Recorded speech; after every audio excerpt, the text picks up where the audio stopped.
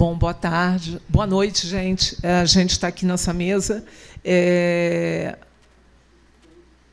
Vamos trabalhar inteligência artificial e o que o influencia diretamente no trabalho do comunicador. A gente teve, eu acho que nas últimas semanas, entendeu, uma discussão intensa sobre o uso de IA. Eu, particularmente, tenho participado de alguns eventos de IA em que tenho assistido às discussões mais assim, diversas e por pontos de vista diferentes em termos de uso no mercado, né? Teve o Hackatudo lá na Cidade das Artes com a inteligência artificial, em que a Dora Kaufmann participou. Foi bom para ter uma ideia dessa coisa, desse painel, e eu tenho participado de outros eventos que está rolando essa discussão. Também teve um seminário na PUC de São Paulo, específico de inteligência artificial, que foi organizado pela Dora Kaufmann, que aconteceu na semana passada, certo? Que também teve várias visões dessa coisa,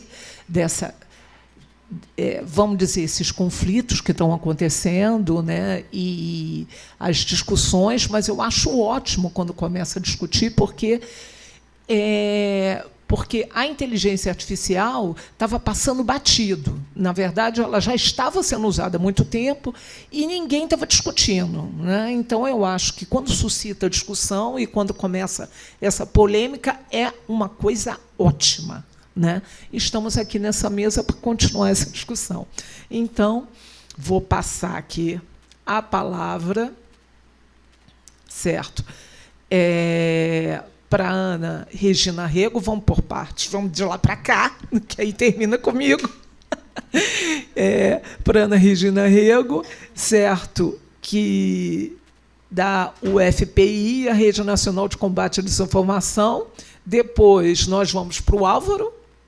Não, Álvaro não. Depois nós vamos para o Jean Souza, diretor da agência Guindastro, e terminamos com o Álvaro Machado. Tá bom? 10 minutos para cada e depois a gente faz um bate-papo. Você quer menos? Não, é porque depois continua. A gente inicia e depois faz uma troca, né? Então começa aí para eu reorganizar pensamento.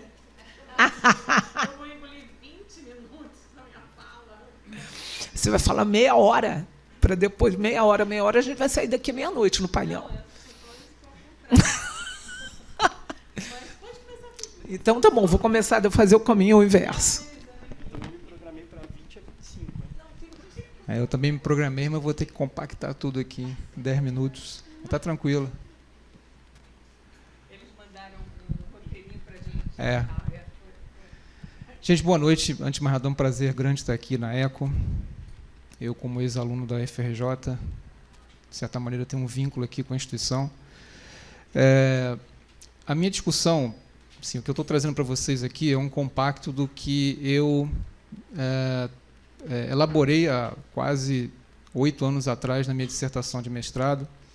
É um assunto que tem pertinência com, digamos assim, a apreensão e a percepção da inteligência não humana dentro do nosso imaginário. Então, estou fazendo uma ponte aqui com essa discussão que eu fiz no mestrado, só que voltada para o cinema de ficção científica, e a apreensão dos meus alunos, porque eu sou professor universitário, em relação a essas mudanças drásticas, principalmente da tecnologia de imagem generativa, que mais impactou principalmente meus alunos da área de ilustração, né, porque eu sou ilustrador, e, obviamente, que essas mudanças, esses impactos grandes, acabaram fazendo um grande burburinho ali entre eles, para saber assim, qual é a perspectiva do futuro do criador de imagens a partir dessa nova, digamos, ambientação da imagem generativa.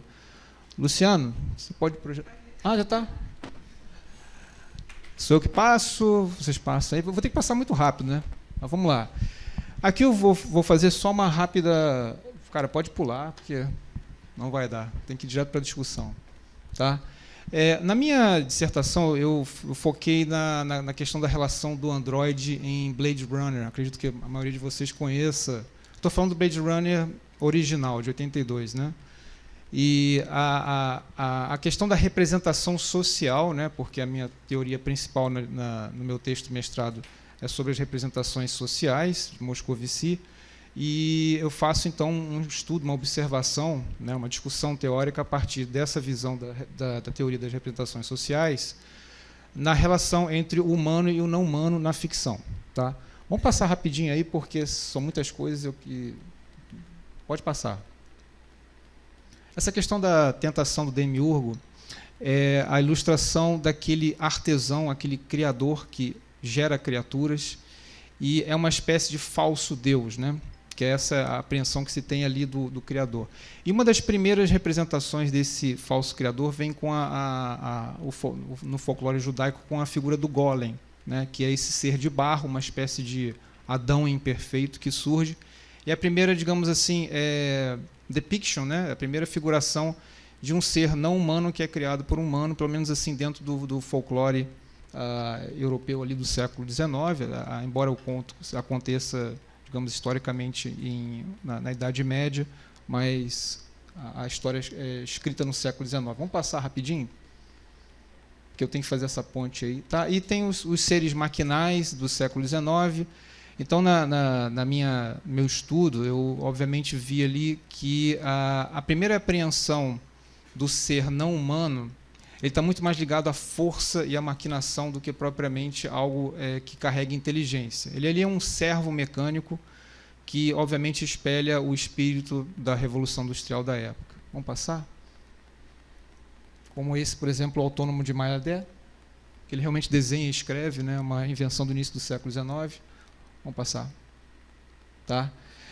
E no início do século XX, então, a gente tem pela primeira vez a figura do robô, aquela máquina robótica que tem uma certa similaridade com a figura humana. Pode passar também.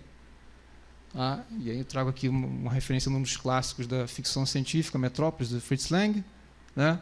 Ainda com a discussão da máquina com força, né, com destreza também, mas agora passando a substituir o homem, não sendo mais o servo. Né?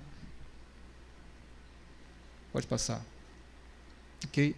Assim como Hur também é outra representação desse robô que ele substitui a mão de obra humana, só que a diferença talvez aqui em Hur é que a questão do domínio da máquina sobre a humanidade começa a aparecer na discussão dessa figura. Tá? É porque essa é uma das principais preocupações e, digamos assim, discussões a respeito da inteligência artificial, é esse medo que a gente projeta diante de uma tecnologia muito recente, muito nova. Pode passar esse. Tá? Depois vem a figura do robô, que ele é, na verdade, um parceiro da humanidade, ele está ali para performar também, colaborar, tá? Como o Roy. Pode passar? Roy, não, Robin, né? E aí a gente chega, talvez, a principal figuração que hoje se traduz como seria, né, o nosso entendimento da inteligência artificial, que é um ser inteligente, mas não corpóreo. Ou seja, na medida que a gente vem desenvolvendo ali na arte do cinema essa figuração da figura de ficção científica do robô, ele ainda é uma imagem e semelhança do ser humano. E, de repente, quando a gente chega aí, pode passar? Quando a gente chega em 2001, e o espírito da época é justamente da computação de alta performance... obrigado. É só apontar para lá, né? Então, dentro do imaginário da ficção científica dos anos 50 e 60, surge, então, a figura da inteligência artificial autônoma, e acredito que alguns de vocês conheçam o filme também, sabem que, mais uma vez, a coisa dá errado, né?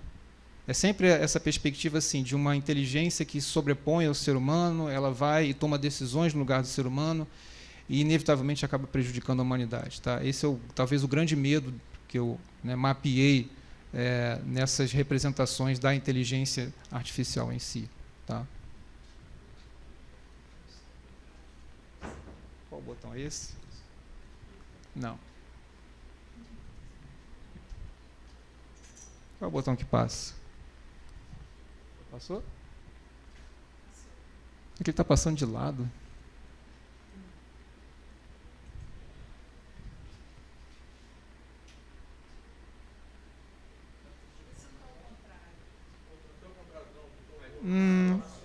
Passou?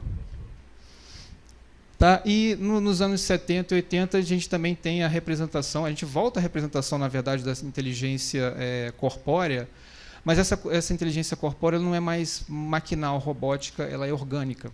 Tá? E a gente vai ver isso no Soliares, do Andrei Tartakovsky, e no objeto principal da minha discussão no mestrado, está passando para o lado, cara. Blade Runner com os chamados replicantes, né? E ali existe, além da questão, digamos assim, da rebeldia da máquina, tem a questão também assim de eu quero conviver, eu quero ser reconhecido como um ser também, eu quero estar ali dentro de um processo empático onde você me aceite como um outro ser ali, ainda que não humano, mas muito próximo do humano, né? Na verdade, a discussão do filme, na verdade, né, ela se aprofunda nessa perspectiva de os androides quererem uma vida humana, né? Tanto é que a grande luta ali do antagonista é justamente prolongar a vida dos androides, né, como a gente conhece no roteiro. Vamos passar? Sou eu que passo. É que eu estou na versão assim muito rápida dessa história toda, tá? Eu ia falar muito mais devagar. Eu discuti muito, cara, tá? E aí, de novo, a gente vem na questão assim, olha, a inteligência artificial vai chegar, ela vai sobrepor as decisões humanas, e aí tudo vai dar errado de novo, né? Então, a gente alimenta esse imaginário do, digamos assim, do demiurgo que é dominado pela criatura, como se fosse ali, digamos ali, um pagamento pelo pecado de ele criar coisas, né? Tá?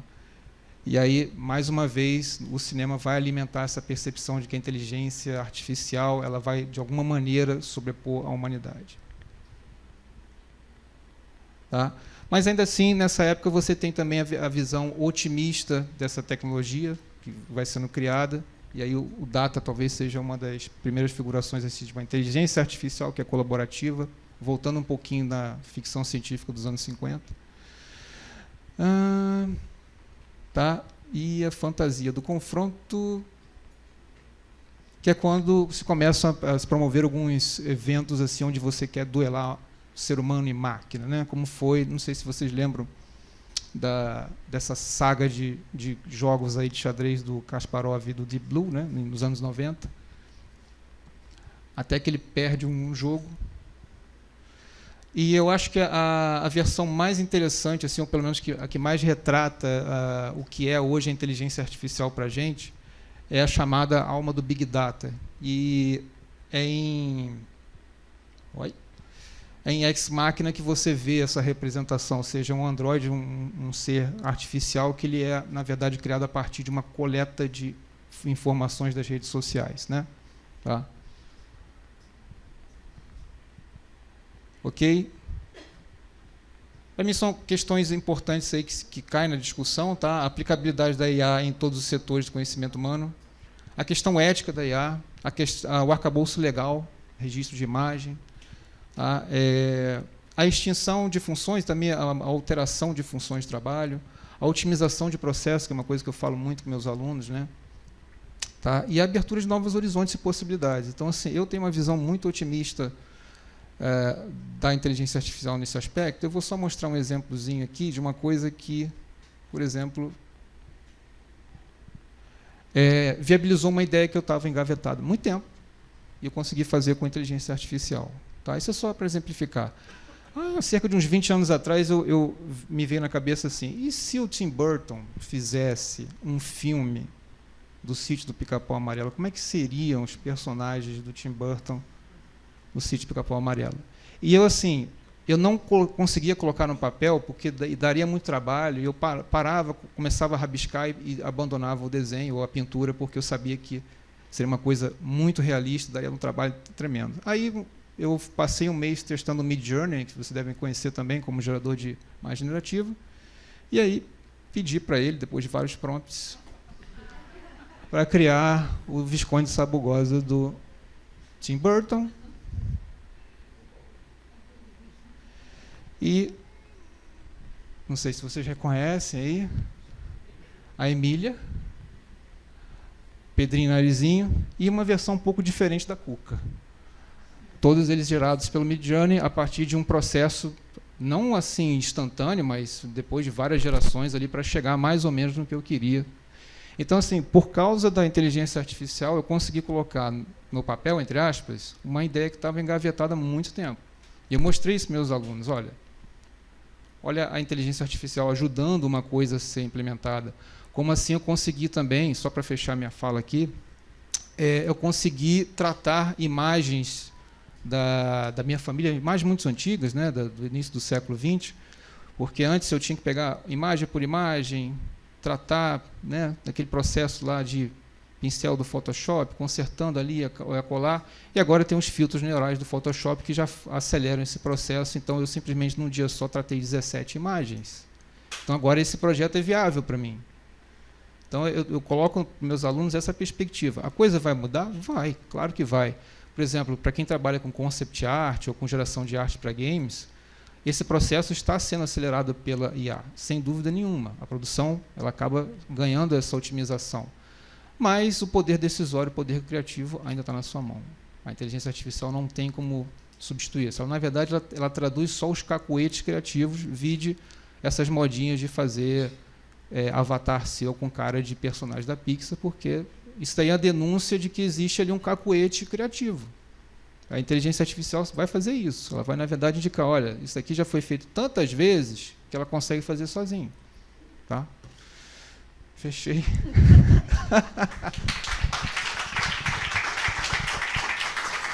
Bom, vou passar para vocês dois, para vocês tentarem fazer essa compilação, porque eu acho que a discussão é que vai pegar fogo aqui.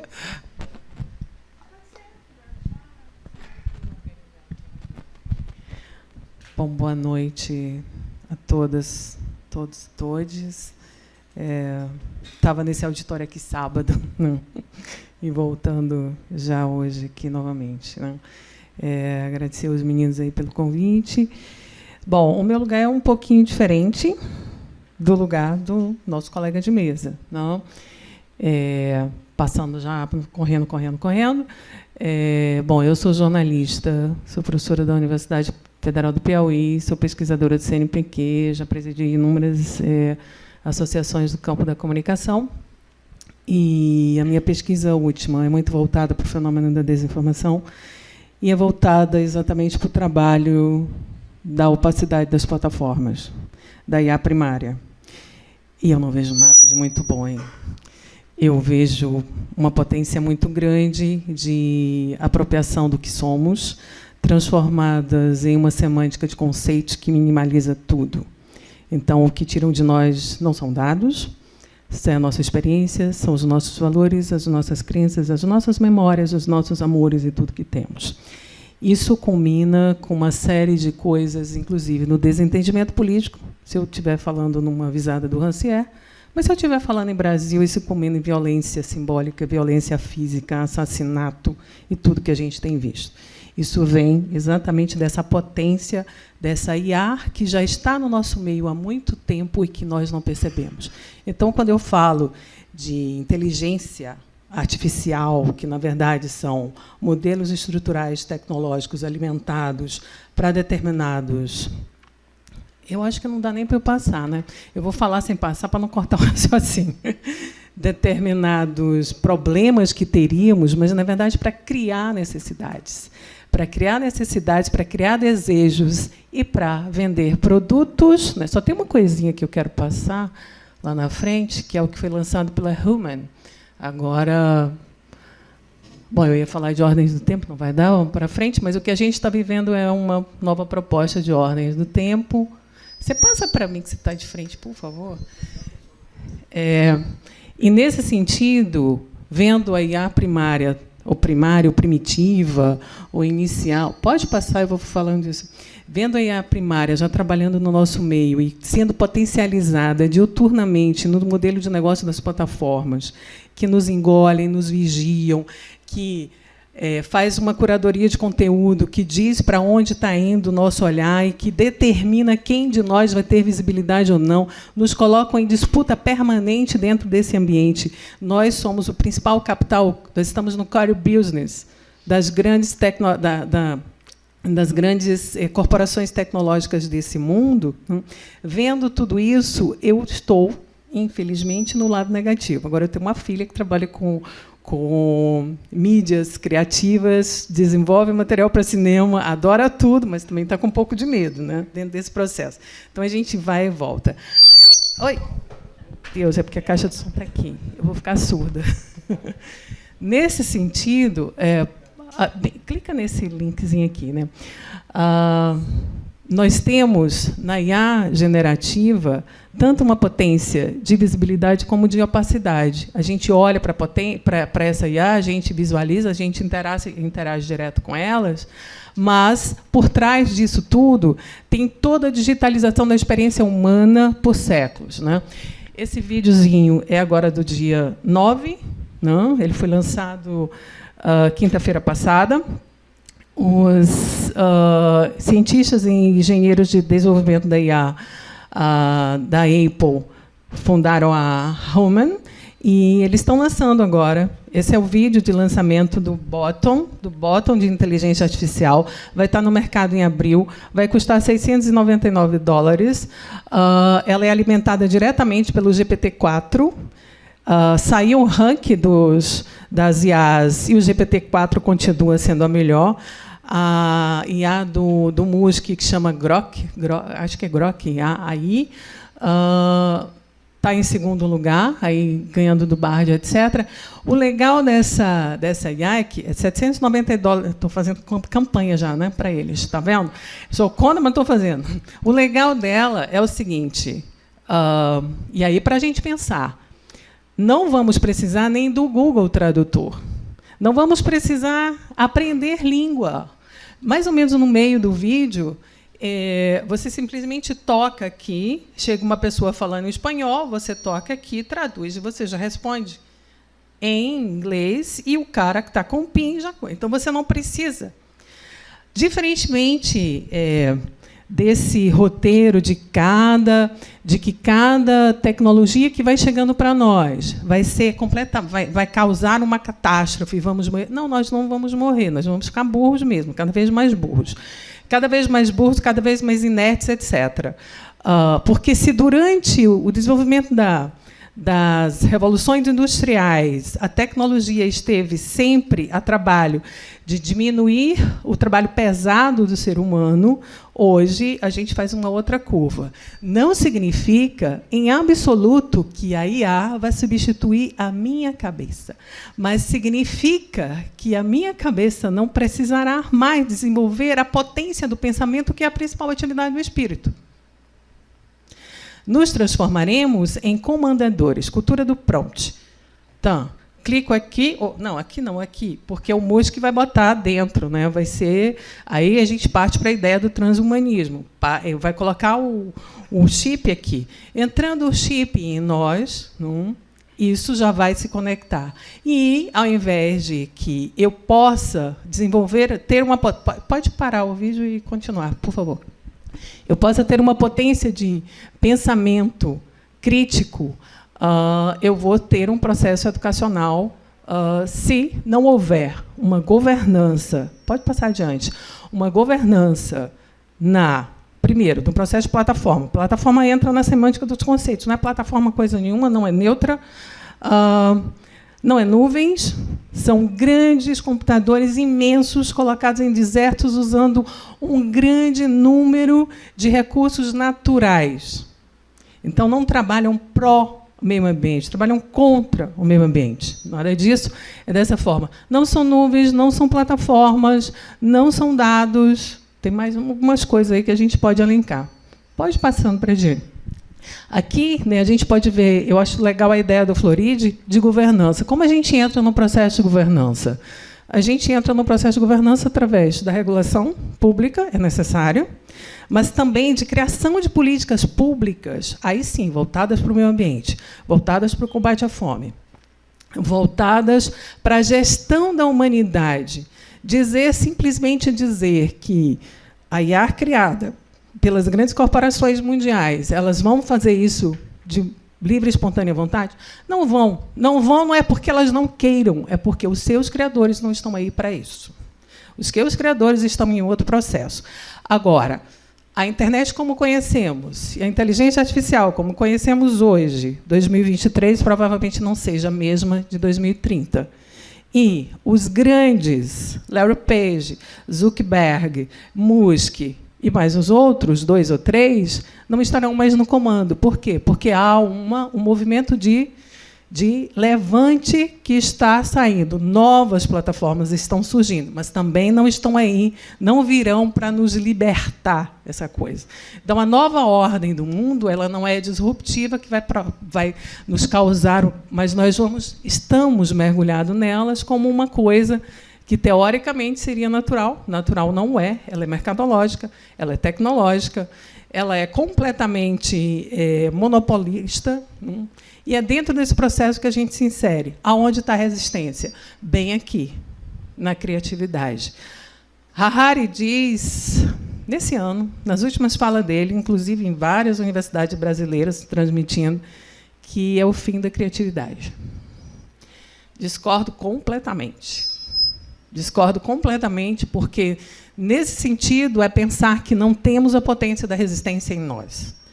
Não teremos essa potência se o cérebro humano, que cresceu enquanto massa, a partir do limiar da barbárie até a nossa contemporaneidade, ele efetivamente vai diminuir, porque, se não tirarmos das nossas crianças aquilo que eu tive, eu sabia a tabuada completa, se eu tirar isso das nossas crianças, estou dando tabuada, mas é qualquer coisa que eu aprendi, que eu estava na rua, que eu estava brincando, que eu tinha contato direto, com presença, etc., etc., nós vamos encolher o tamanho do cérebro. Não é só o encolhimento do pensamento, mas o cérebro era aqui. Ele cresceu, ele virou massa, potência, ele volta. Aí sim, nós não teremos resistência. Mas a resistência está em nós. Na Rede Nacional de Combate à Desinformação, nós estamos... Aqui está o Gilberto, que é da nossa rede da Lupa, aqui está a Maria Alva, minha mestra do pós-doc e do mestrado aqui. Não? Nós estamos lutando pela regulação das plataformas com o PL 2630, nós estamos lutando pelos direitos, pelos direitos autorais contra as plataformas no PL 2370, e agora entrou o jornalismo no mesmo, e nós estamos tentando entrar no debate do 2338, que é a regulação das plataformas, que é exatamente regulação das plataformas, não, voltado para a IA generativa. Né?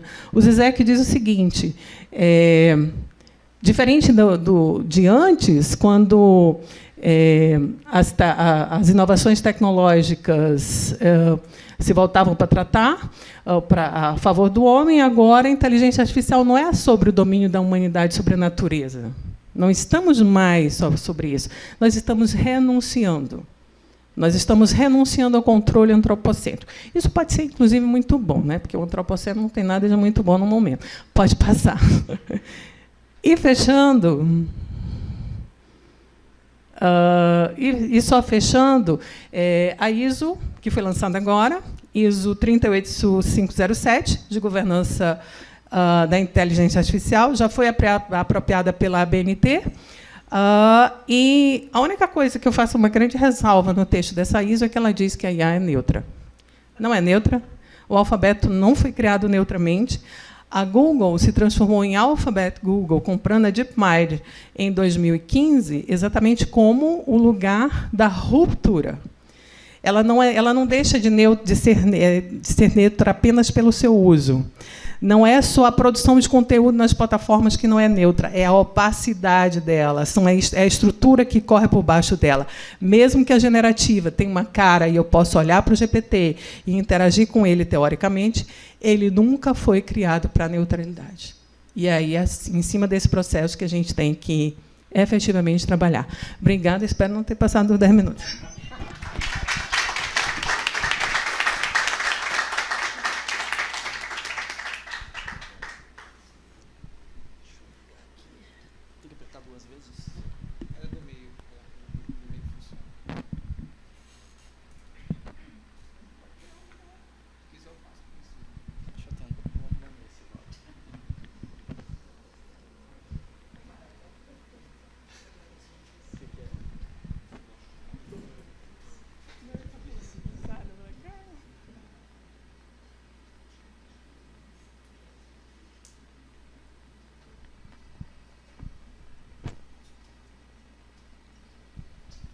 Eu consigo apresentar a mim em 10 minutos, apesar de ter vários slides.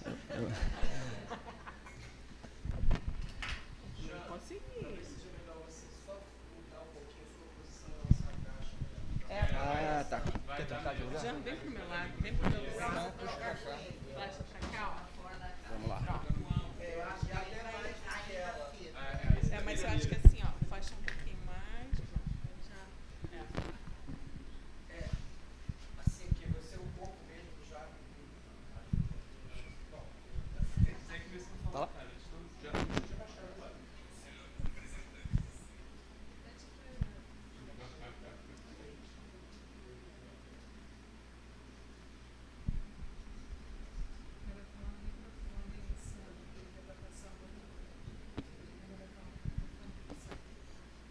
Pessoal dos slides.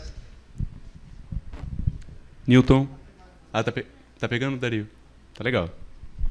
Bom, então eu vou já contando o tempo aqui.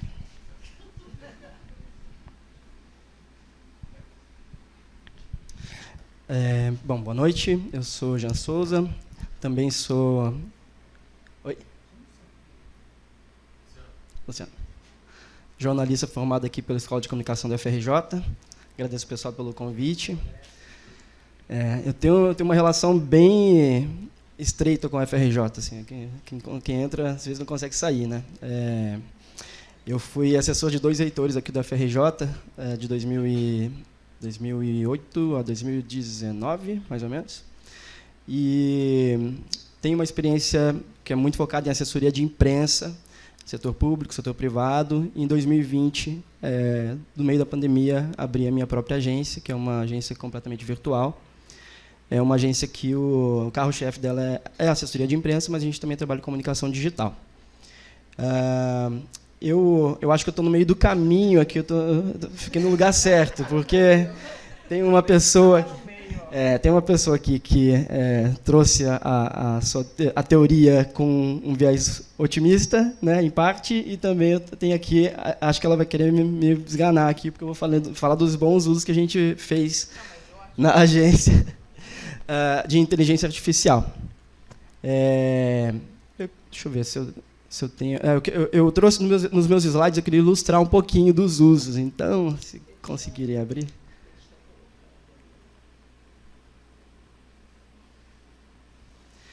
Gente, em assessoria de imprensa, as coisas têm mudado bastante. Assim, eu comecei em 2008, mais ou menos, e se a gente comparar com 2008, a atualidade, muita coisa mudou. Por exemplo, hoje a gente não consegue falar no telefone com os jornalistas, praticamente. O WhatsApp é um novo hábito. Então, a pandemia também agravou esse contato, dificultou esse contato com as redações, porque muita gente começou a trabalhar remoto. Durante a pandemia, a gente não conseguia falar com as pessoas. Então, tem orientações também das redações para que os jornalistas não falem pelo WhatsApp e usem só os e-mails. Então, a gente precisa de uma boa relação por e-mail com os jornalistas. A gente está usando uma plataforma que é uma plataforma bastante usada no Brasil, chamada IMAX. E essa plataforma ela é um grande banco de dados que vai se retroalimentando, porque eles, na empresa, eles ligam para jornalistas do Brasil inteiro e para atualizar dados, editorias. A gente sabe que redação é uma coisa que muda bastante, as pessoas mudam muito de jornal para o outro. Então, a gente contrata esse serviço para poder saber onde os jornalistas estão e poder falar com eles, no momento certo. Eles atualizam esse banco de dados a cada 5 minutos. E essa atualização também é uma atualização do uso que os jornalistas fazem dos releases que eles recebem. Então, a gente trabalha... deixa eu ver aqui. Opa. Bom, vou comentar brevemente aqui o que a gente faz na agência. A gente trabalha com assessoria, comunicação digital, comunicação estratégica, com clientes de diferentes áreas, mas o foco é educação, cultura. Aqui a gente tem, nessa imagem maior, a Sociedade Brasileira de Autores Teatrais, numa inserção no Anselmo Góes. Lá em cima, a exposição Futuros da Baía de Guanabara, que saiu no Estadão. Embaixo, um cliente mais recente, que é a ONG Favela Mundo, no Jornal Dia. Um fórum de literatura, que é um fórum que fica na Alemanha, mas comandado por uma brasileira no Monitor Mercantil. E ali embaixo, uma inserção do Ronaldo Barcelos, que é um cantor, no Tracy Trends. Vocês certamente conhecem ele porque ele é autor de Marrom Bombom, Paparico. Ele tem vários sucessos aí no samba e pagode. Essas inserções a gente conseguiu basicamente com o relacionamento tradicional, que é você buscar um contato, ligar, às vezes você oferece uma entrevista exclusiva, mas tem muitas inserções que a gente consegue na imprensa que são desse disparo que a gente faz pelo mail em geral. Então, a gente dispara ali para 6.000 jornalistas, ou às vezes para 1.000, para 500, dependendo da seleção que a gente faz das editorias, e consegue espaços espontâneos. A gente não precisa ligar de volta porque a pauta é boa, então sai nos sites. Aqui é a nossa parte de digital, uma feira, um salão literário da Alemanha. A gente fez a parte de comunicação digital e comunicação visual deles. Ali uma cliente que é também uma professora aposentada do UFRJ, Cristina Yubirich. A gente trabalha com as redes sociais dela. E aí, como estava comentando, a gente usa o IMAX para fazer essa gestão de e-mail. O que eles descrevem como as principais ferramentas da inteligência artificial que eles usam? Essa ferramenta ela descarta os cliques de robôs dos relatórios de e-mails enviados. Então, tem e-mail que ele é aberto, mas é um robô que abre para checar se é spam. O Google faz bastante disso, então eles fazem esse filtro para a gente saber que se os jornalistas realmente abriram ou não. Então, eles descartam os robôs. Ali embaixo está a informação dos jornalistas, né, que eles atualizam. Eles ligam, mandam e-mails para saber onde as pessoas estão, e vão criando esse banco de dados. E também essa ferramenta permite a gente fazer rankings para ver quais as editorias concentram jornalistas com maior potencial de leitura. Eles vão categorizando os jornalistas em A, B ou C. Então, às vezes, a gente pode afunilar mais ainda para não gastar e-mails, não gastar o nosso pacote. Então, a gente consegue enviar para quem tem mais potencial para trabalhar aquela pauta. Cada jornalista é classificado por um sistema de letras. E aqui estão dois exemplos, né? Aqui à esquerda uma tabela mostrando quais jornalistas, num determinado período, acho que de junho deste ano, que estavam abrindo mais os e-mails. Então, ali o pessoal da área de motores, rodas e transporte estava mais ligado nos releases que recebia. A taxa de abertura dos outros é meio parecida. E ali, à direita, um exemplo de uma das interfaces dessa plataforma, na parte que eles colocam jornalistas em letras. O que mais que além de a gente usar o IMAX, a gente tem usado o ChatGPT. Eu acho que, como é um pequeno negócio, a gente somos 4, 2 jornalistas, uma analista digital e um designer. Tudo que a gente pode incorporar para otimizar tempo, para poder otimizar o nosso trabalho, pode ser bem-vindo. O ChatGPT a gente usou num caso bem curioso, assim, a gente usou bastante, que foi um congresso que a Sociedade Brasileira de Autores Teatrais fez. E esse congresso não fazia parte do trabalho que estava contratado, mas eles tinham vários estudantes voluntários da Unirio para poder fazer a divulgação. E os estudantes queriam, como eles não tinham muito tempo para poder fazer muitos textos, eles começaram a usar o ChatGPT.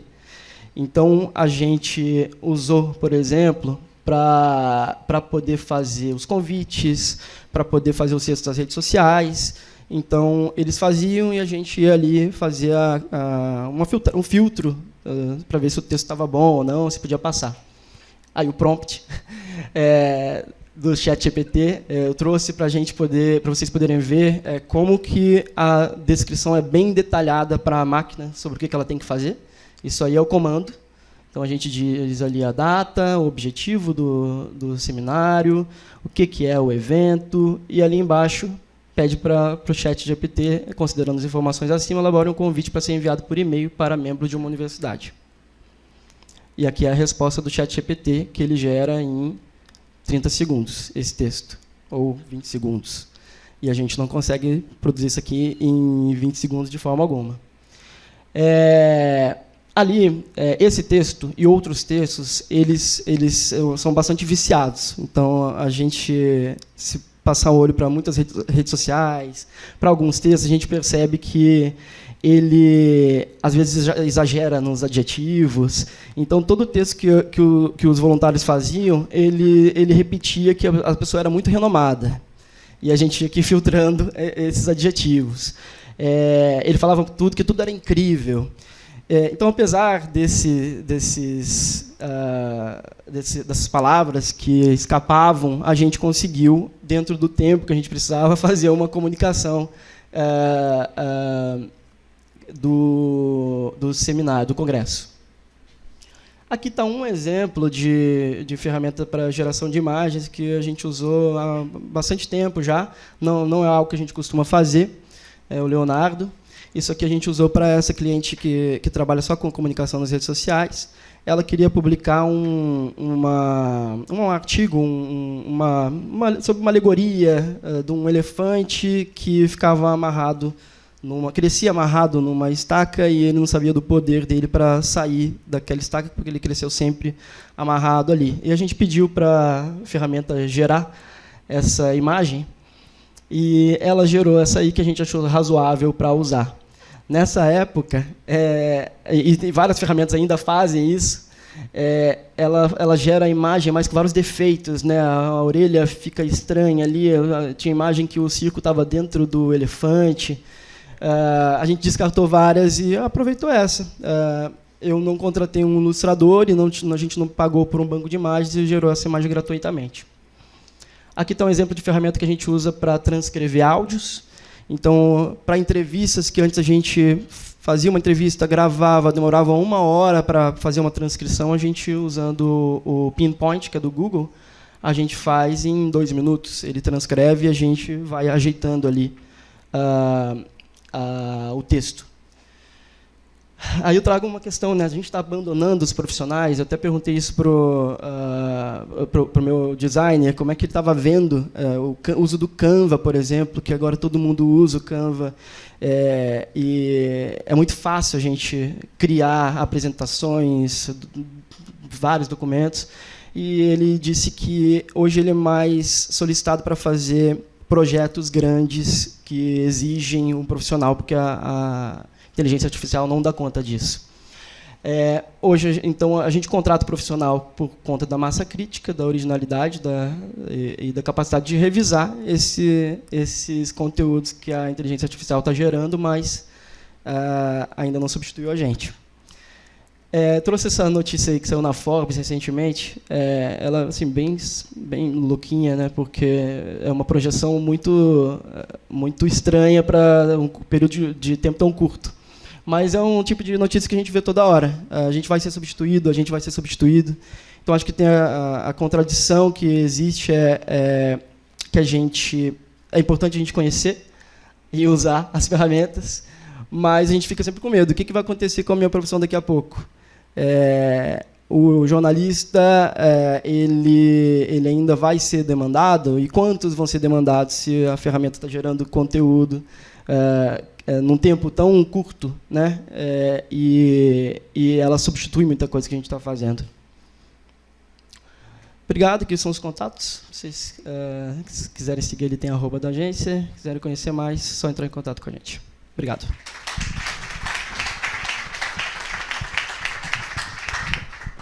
Bom, vou começar a fazer o bate-bola aqui. Vou começar pelo Álvaro. Álvaro, olha, essa semana, basicamente, né, em função da discussão que teve da capa do livro do Frankenstein, da Câmara Brasileira do Livro, né? Inverte o microfone assim, ó, com a parte de baixo para a direção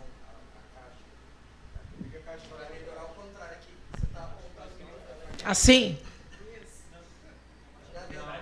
Como você estava, se você inverter a mão e falar assim pela lateral dele? O microfone não Tá, assim. Tá bom. Teve essa discussão acalorada essa semana, né, do Prêmio Jabuti, com as obras geradas por IA, que foi considerado que não são elegíveis para o prêmio. Né? Tem até a discussão de criar o Prêmio Frankenstein, né? Agora. Né? O pessoal já falou assim, não, tudo bem, próximo ano a gente gera o Prêmio Frankenstein, certo? Que aí vai ser elegível utilizar a IA. Eu queria que você falasse disso, entendeu? O que você acha, né, dessa questão com a discussão do direito autoral, entendeu? Para os ilustradores e para os criadores, tá? Bom, acho que eu vou direto ao ponto aí, porque, de certa forma, isso já foi discutido juridicamente nos Estados Unidos, e eu não lembro qual foi o caso específico, lá as leis são estaduais, né? Mas foi o caso de uma história em quadrinhos, totalmente gerada por imagens generativas, né? E não foi permitida a publicação, ela registrar essas imagens. Eu acho que o caminho é esse. Se você registrou aquela imagem por um prompt, ela não pode ser alvo de cobertura de direitos autorais, porque você não criou aquela imagem, digamos assim, na sua estrutura. Tá? Você fez ali, na verdade, uma geração. Tá? E assim, eu não vejo outra alternativa senão as imagens em IA serem sempre livres nesse sentido, porque não vejo como você caracterizar aquilo ali como uma criação. Porque é uma geração, é diferente. Né? É algo ali que digamos... enfim, existe um processo intelectual por trás, porque você está comandando pelo prompt, mas eu acho que essa questão assim, ela não está resolvida, até porque uma coisa que eu estava pensando aqui enquanto o Jean estava falando, é que assim, é muito difícil você avaliar a história enquanto você a vive. Você precisa de distanciamento. Então, assim, a gente está trazendo perspectivas aqui, quem é que vai estar certo, quem é que vai estar errado. Eu só acho que, assim, no caso da questão autoral, eu não vejo outra alternativa senão você nunca considerar uma imagem generativa como patente de direito autoral para uma pessoa que simplesmente fez o prompt. É que nem meu Visconde Sabugosa lá. Eu não me considero autor daquela imagem. Aquilo ali é um ensaio, uma coisa ali que está dentro da plataforma. E realmente acho que, nesse caso, não tem muito a discutir nesse sentido. Eu não vejo como você colocar isso como autoralidade. Não sei como é que no Brasil a questão legal vai lidar com isso, mas, para mim, isso daí, no meu ponto de vista, está encerrado. Se você gerou aquela imagem totalmente por inteligência artificial, você não fez nenhuma interferência, você não fez nenhuma modificação, então ela não é uma imagem passível de autoralidade nesse sentido. Eu considero a inteligência artificial mais uma ferramenta. Tá? Eu acho que a falta de regulação é um problema. Tá? É um problema. E eu acho que não vai ser nem assim, para onde isso daqui é vamos dizer, uma coisa que eu estou imaginando em função da discussão que está vindo, que está nascendo. Tem algumas ferramentas de IA, certo, que você bota a sua imagem ou várias imagens suas e você cria o prompt para ele criar uma coisa a partir das suas imagens. Eu acho que no momento em que você puder provar que tem um prompt, que tem as suas imagens e que aquilo dali foi feito por um exercício de ferramenta, como o Photoshop agora tem ferramenta de IA tal e tal, está tranquilo, mas eu acho que vai ser o limite.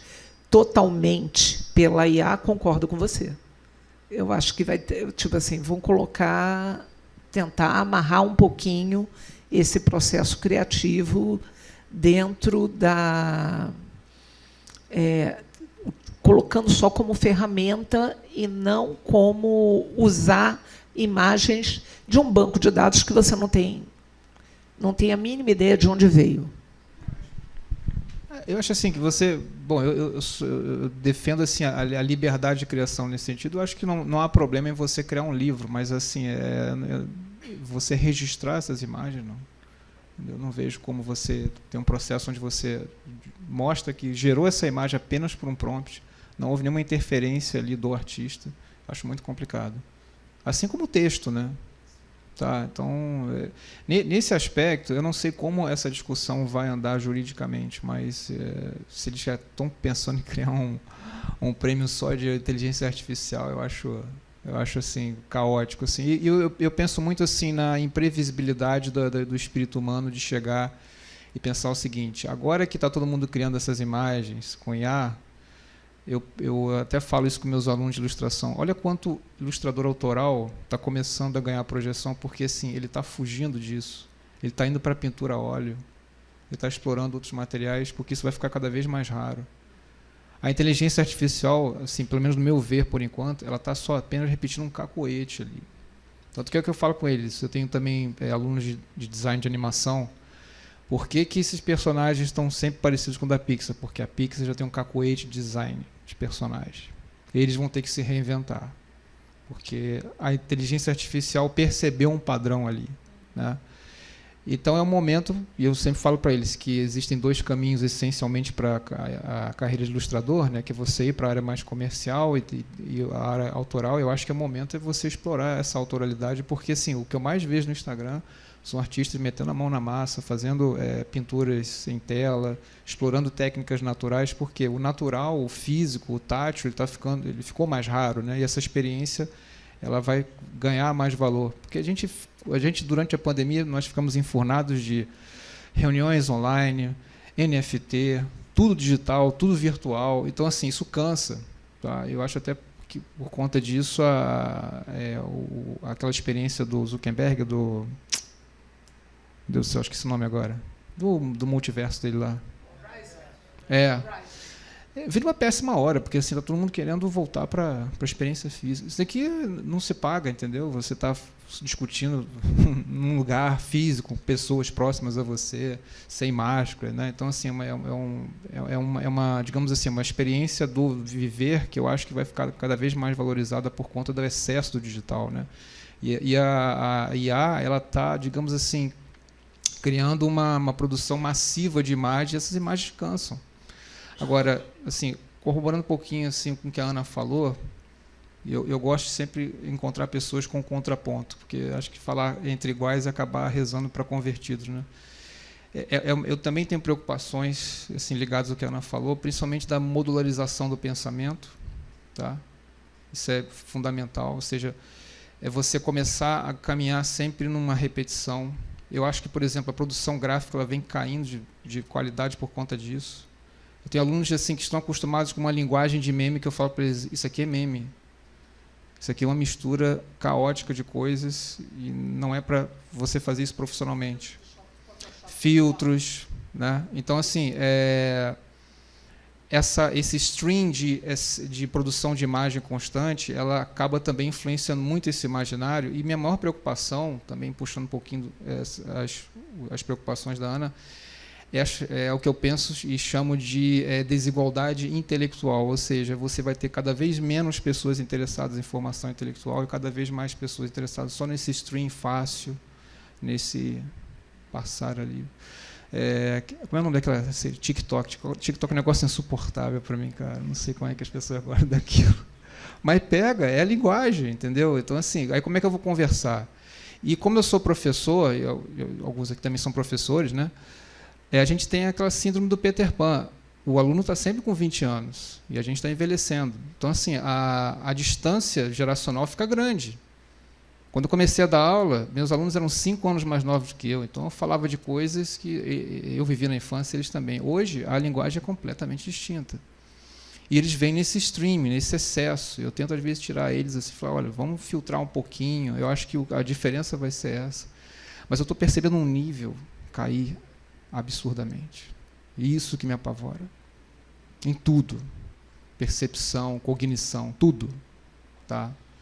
Eu não consigo hoje, numa aula teórica, trazer um texto teórico. Gente, leiam esse texto para a semana que vem. Eu tenho que fazer Kahoot, gente. Kahoot é para criança. Mas eu tenho que animar a aula. Olha a crise de formação que a gente tem aí. Tá? Aí pergunta para mim, como é que essa geração vai chegar lá quando eles forem os líderes de coisas? Eles não vão ser líderes de nada. Não vai ter liderança. Ou então vai ter essa disparidade, que já acontece hoje, tá? Essa disparidade intelectual.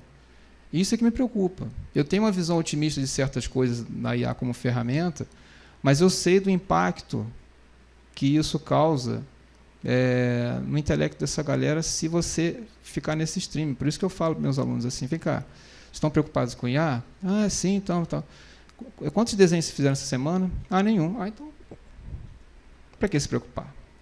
Se você não está produzindo, se você quer se libertar disso, você tem que procurar uma forma ali de traduzir a sua arte de tal maneira que ela sempre vai se distanciar dessa estética da IA. Porque, assim, eu já bato o olho e vejo. Quando o Luciano mandou lá o vídeo da coisa assim, eu bati o olho, isso daqui é IA. Já está manjado. E vai ficar manjado. Então, assim, tem prazo de validade. Chegou para ficar? Chegou. Mas, assim, vem aquele hype, todo mundo usa, todo mundo faz retratinho, avatar, agora eu sou super-herói, depois passa. Tá? Mas, assim, aí de novo, corroborando o que a Ana falou aqui, essa modularização é que é a minha grande preocupação. Isso está criando um funil ali, artístico, intelectual, muito perigoso. Eu concordo. Eu mesma, né, falando assim, brincando com as coisas do Photoshop, tem coisa que eu volto para a aquarela, volto para o lápis de cor, para ficar com o meu traço. Né? Porque se você vai fazer no Photoshop, vai todo mundo ficar com o mesmo traço. Então, a originalidade vai para o espaço. Ana, vai ser agora você. Eu tive, semana passada, aliás, final de outubro, início de novembro, foi assim o festival de eventos, vamos dizer, e de decisões sobre IA no mundo. Né? Nós tivemos a ONU, tá? Criou o High Level Advisory Body on Artificial Intelligence para discutir a questão da educação e está pontuando isso para botar ordem na bagunça. Tem o pessoal, teve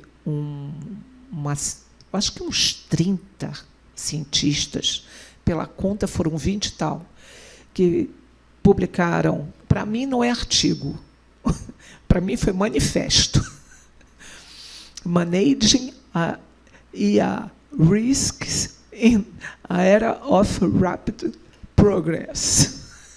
Ou seja, como é que vai gerenciar isso numa era de progresso rápido? Porque o negócio anda mais rápido do que você pensa e do que você gera, a tua capacidade de gerar regulação. Né? Regula uma coisa, aparece 30 coisas diferentes. Né? Isso, ou seja, eles fizeram um artigo sobre isso. O presidente Biden, certo, criou uma ordem executiva de segurança,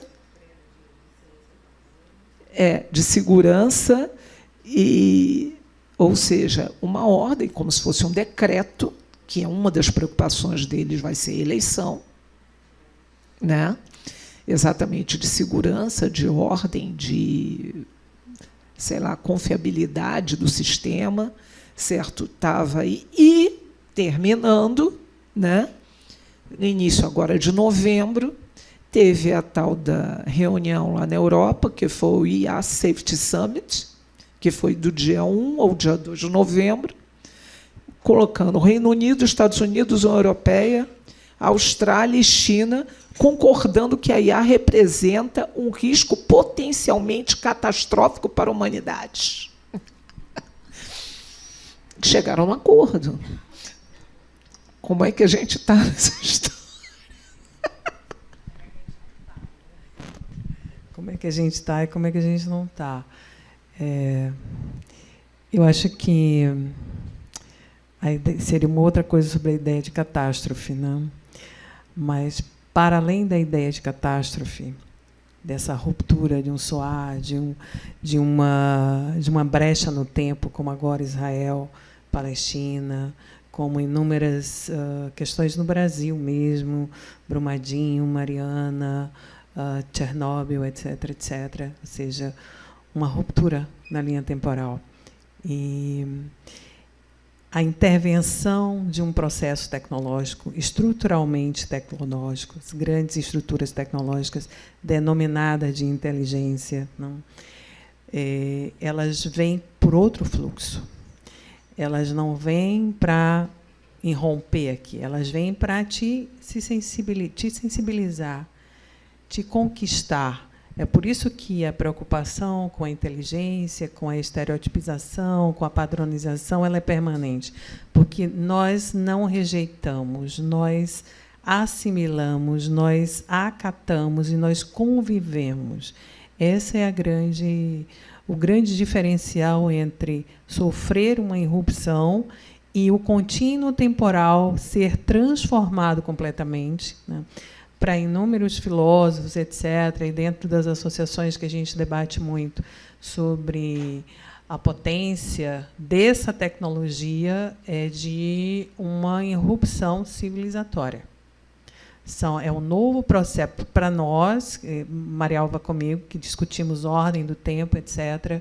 Nós trabalhamos com uma outra relação da condição histórica do ser humano nessa relação com a tecnologia. Isso potencialmente vai transmutar no movimento contínuo o que fazemos diariamente, os nossos hábitos diários, as nossas sociabilidades já transmutadas pela IA primária, mas agora em um outro patamar. Então, acho que a ideia de catástrofe não só do manifesto do começo do ano, até o Elon Musk assinou, ou seja, é cara de pau, né? O maior cara de pau ali, né? Um verdadeiro armário. Assinou que a IA tinha que parar por 6 meses. Aí o Noam Chomsky disse, para quê? Isso não vai parar. Isso não vai parar. Não é por aí o caminho. O Chomsky, nem a regulação, ele acha que faça sentido. Para nós faz sentido porque nós acreditamos que é preciso ter uma governança. É preciso ter a governança porque são estruturas principalmente mercadológicas, que negociam com o ser humano, que negociam com a criatividade, não? Que negociam com uma série de coisas. Então, dialogando aqui contigo, como é que isso impacta hoje no jornalismo? Estou falando do futuro, estou falando de hoje no jornalismo. Semana passada, mais de 20 jornalistas foram demitidos, Rio de Janeiro, Brasília e São Paulo. 54% dos brasileiros evitam a informação, porque isso ainda só pensando na IA primária. Então, para que haja uma agência, é preciso que haja o jornalismo. É preciso que estejamos como agentes da informação necessária e de interesse público. Se ela for apenas a partir de um comando, o jornal, ou o portal, ou para onde a gente migrar, porque a dieta de mídia ela é mutante, cada geração tem uma dieta de mídia conforme as tecnologias que são construídas em seu ambiente, isso transforma completamente. Eu vou ter que estar aonde está o público que evita a informação e etc., né? Mas eu preciso que o campo exista, eu preciso que o profissional exista. E se na redação, como está sendo no Brasil, várias das grandes corporações já têm a sua própria IA. O que está acontecendo lá? Quem não foi para a rua vai ganhar metade, ou já está ganhando metade do salário, ou vai ganhar metade do salário. Então, tem uma implicação de ordem que traspassa o mercado, que nos diz respeito diretamente, que atravessa inúmeras outras questões.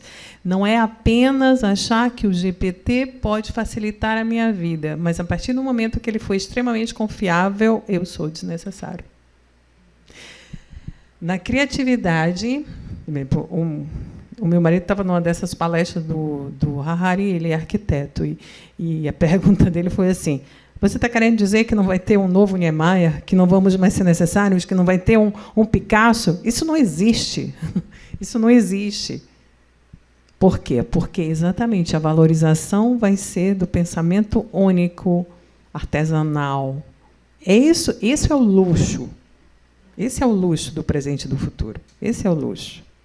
Quanto mais eu uso em funções em que o pensamento é necessário, uma tecnologia que o junta ao que está ali e que oferece, além de incorrer nos riscos que já estamos vendo de reprodução, de racismo, machismo, misoginia, etc., etc. E, por último, dessa semana, né, de ontem, né, saiu no Globo ali as notinhas, mas já foi meme semana passada toda, do juiz que deu uma sentença baseada em resoluções do STF que não existem. Aí, hoje, o Tribunal de Justiça, o Superior Tribunal de Justiça, já soltou uma resolução dizendo que nenhum tribunal do Brasil pode utilizar inteligência artificial para gerar nenhum parecer e nenhuma sentença. Porque, senão, o Sam Altman, que com o Elon Musk criou a OpenAI há uns 6 anos atrás, 6, 7 anos atrás, e o Musk saiu, agora criou a Grote aí, vinculada ao X, né, ao ex-Twitter, ao antigo Twitter. Em maio, ele publicou uma relação de 34 profissões que têm potência para extinção a partir da adoção das generativas. E a generativa, ela não é o fim de uma cadeia de evolução tecnológica, ela é o começo. Ela é só o começo. Ela é um meio, mas assim, é um meio que está aqui, porque vai vir muito mais. Ela não está aqui no meio e eu estou aqui para terminar, não. Ela vem dentro desse... Ou seja, a gente tem 3 revoluções industriais e a revolução digital ela é outra questão. Não? Então, há um processo civilizatório dentro disso tudo e há, efetivamente, uma necessidade de governança interna nas empresas, como você já faz, interna com os artistas, etc. Mas é preciso uma governança, é preciso um respaldo, um cuidado com o usuário. Aí eu repito as palavras do Tristan Harris. Nós somos usuários. Quem mais é usuário? Nem na farmácia que você usa droga, você não é usuário, mas é só o mercado de drogas ilícitas que é usuário. Então, é preciso um cuidado com o cidadão em relação a isso. É preciso, efetivamente, que as instituições se rebelem contra os paraestados. O Alphabet Google é um paraestado, cuja lucratividade é muito maior do que a maioria dos países, inclusive do que o Brasil. Ele só é comparável em termos de, como é que se diz, capital, situado nas nuvens que não são nuvens, né? São esses grandes centros tecnológicos, a República Popular da China. Então, é um paraestado com um poder. A nova geopolítica, mundial não se estabelece aqui porque eles têm desprezo pelas nações. A política se desenvolve aqui naquilo que é nuvem, naquilo que não é nuvem, etc., etc., mas está se desenvolvendo lá. E a disputa dificilmente vai ser ético-política, porque a adoção das IAs entra em 3 questões da humanidade. Ela interfere ontologicamente, na relação do sentido do ser, no sentido da vida. Ela interfere epistemologicamente, na construção de conhecimento, de ciência. E ela interfere na dimensão ético-política, quando eu transfiro a minha responsabilidade através de um comando para aquilo que eu estou compreendendo como inteligência, mas que é simplesmente, complexamente, cada vez mais complexo, alimentado a partir de comandos que damos, mas que ela vai capturar toda a experiência humana que está digitalizada. O primeiro ChatGPT, o GPT-1 da OpenAI, foi alimentado com 45 mil terabytes de conhecimento humano. Necessário 5 mil vidas para ler. Imagine o que nós... O Geoffrey, não?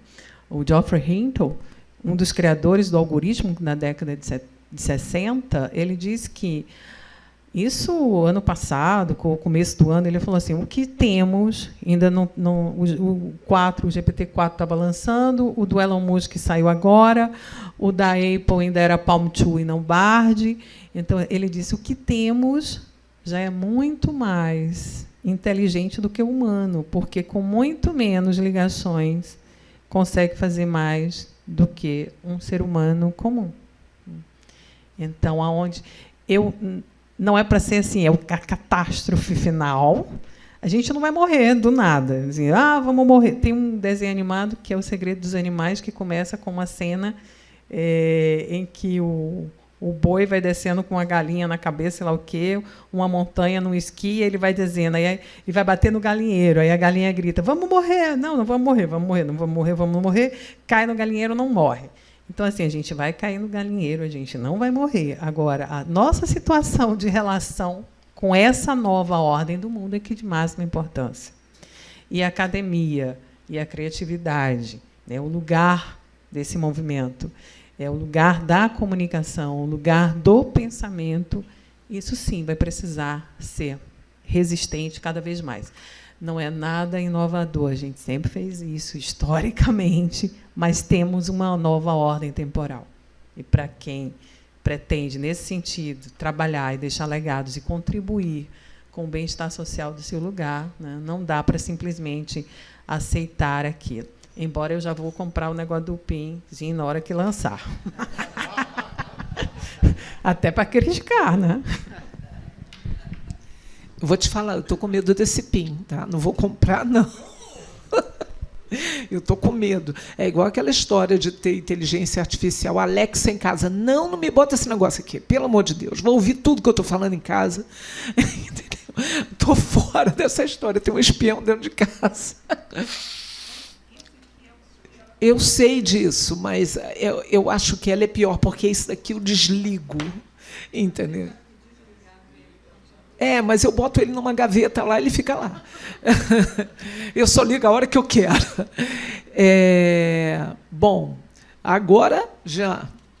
Eu vou... Como você estava falando de jornalismo, e a gente está falando agora de comunicação, eu vou fazer uma retomada aqui. A minha tese de doutorado foi sobre... Eu defendi em 2003, o título dela era Inovação Tecnológica em Redação de Jornal. A minha pesquisa foi feita no jornal O Dia. Eles estavam, na época, instalando um sistema lá chamado Hermes. Eu fazia doutorado na COP nessa época. O meu orientador era o professor Carlos Lessa.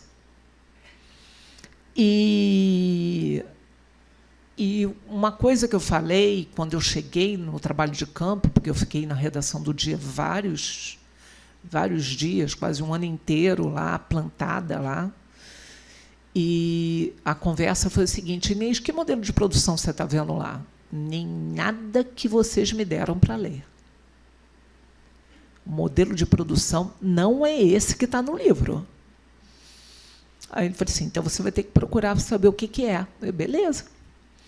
Comecei a ler, descobri o que eles estavam implantando. Eles estavam implantando um sistema toyotista de produção, ou seja, eles estavam pegando o modelo de produção da fábrica da Toyota na redação. E que é o quê? O fim da especialização. Certo? O jornalista ele tinha que ser diagramador também. Entendeu? E eu perguntei para o editor-chefe, na época, o que ele... Eu falei assim, olha, mas essa qualidade de diagramação, né, tem gente que vai ter esse talento e tem gente que não vai ter. Tem gente que vai ter um texto primoroso, como o Luiz Fernando Veríssimo, mas não vai saber diagramar. Você vai fazer o quê? Tu vai demitir o cara porque ele não sabe diagramar? Né?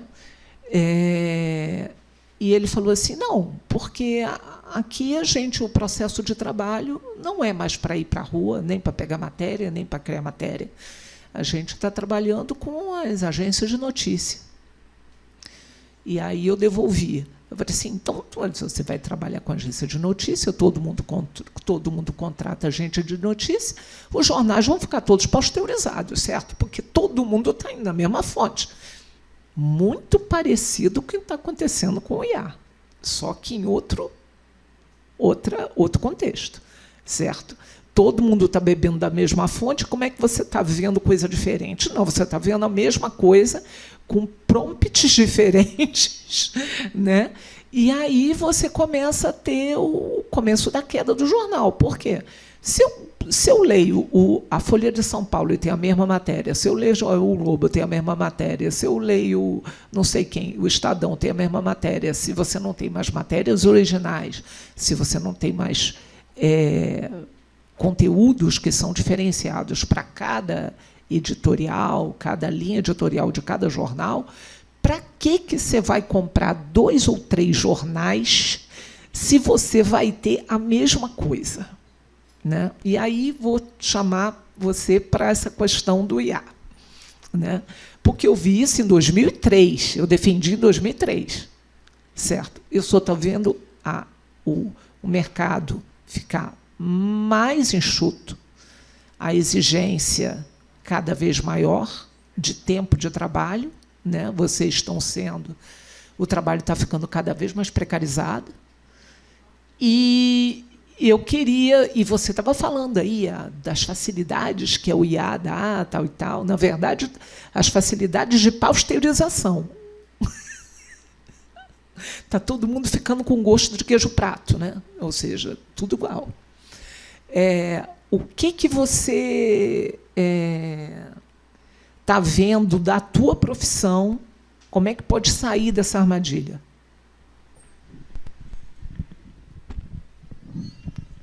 Bom, eu estou bem do lado de cá, né? Estou na agência, não estou na redação. Então, tem algumas visões, acho que é uma visão assim, de lá de dentro da redação, tem algumas coisas que não estão chegando até mim.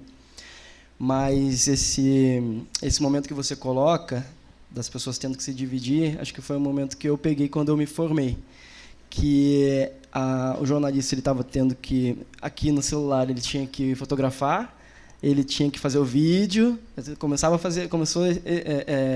foi essa época. Você tinha que escrever o texto, mas você também tinha que fazer o upload da sua matéria no site, então você virou um jornalista que fazia tudo, e dependendo do jornal, a sua matéria saía em alguns outros produtos daquela rede, você não era remunerado.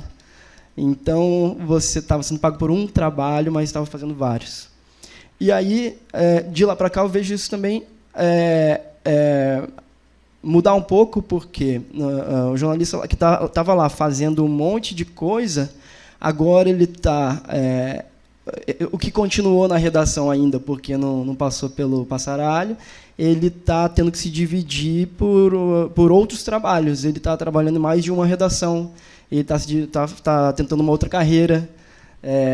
Inclusive, a gente recebe um trabalho, uma curadoria dessa plataforma do IMAX, que vai dando um panorama para a gente do que está acontecendo nas redações, e a última provocação que veio foi o jornalista, ele está se tornando astrólogo, ele está indo para psicologia, ele está virando o quê?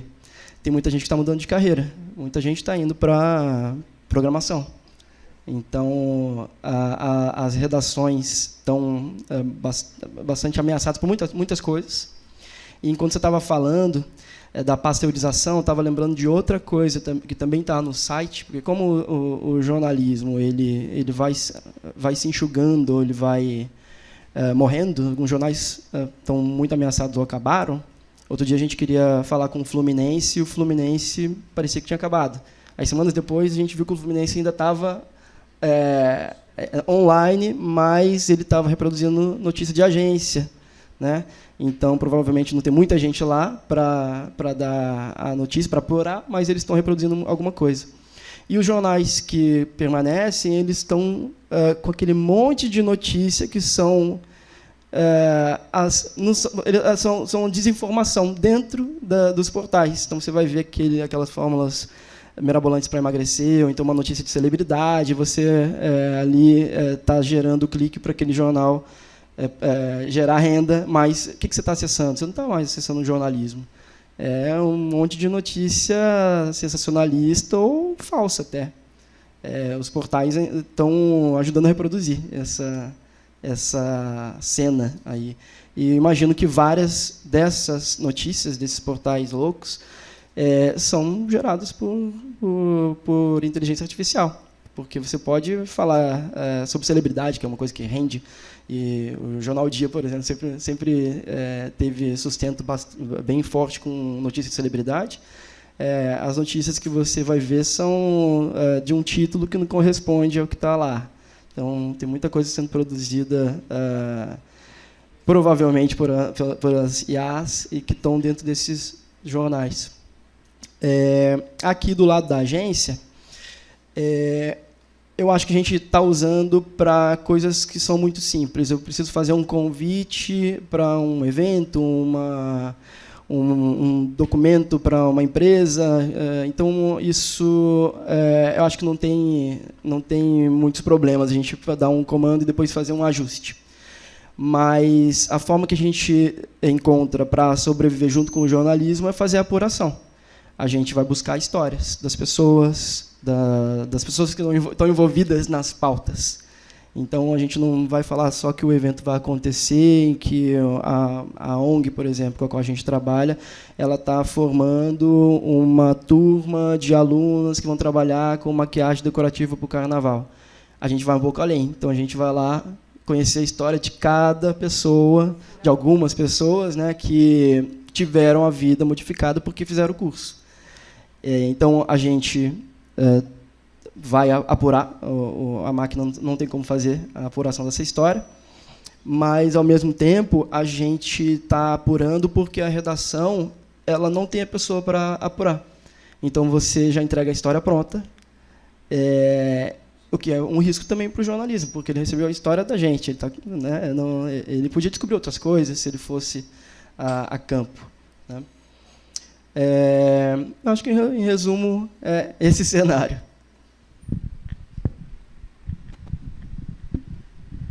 Bom, eu vou fechar a mesa aqui, vocês finalizando com uma palavra assim, final sobre esse nosso novo momento,